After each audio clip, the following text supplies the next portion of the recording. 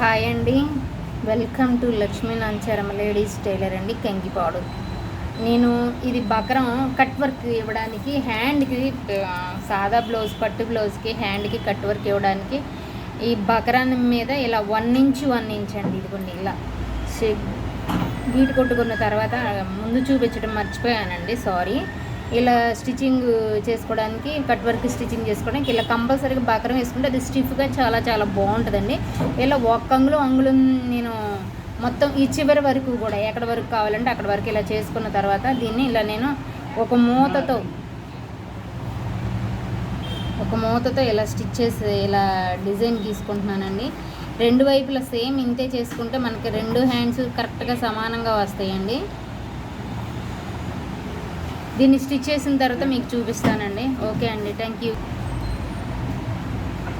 Hi అండి, ఇదిగో చూసారు కదండి, నేను ఇలా కట్ వర్క్ రెండు వైపులా ఒక్క అంగుళం ఇలా మధ్యలో గీటు కొట్టుకున్న తర్వాత దీని మీద ఈ మూత సహాయంతో నేను ఇట్లా గీయడం జరిగిందండి. ఇలా గీసుకున్న తర్వాత దీన్ని కూడా స్టిచ్చింగ్ చేసిన తర్వాత మీకు ఒక షార్ట్ వీడియో పెడతానండి.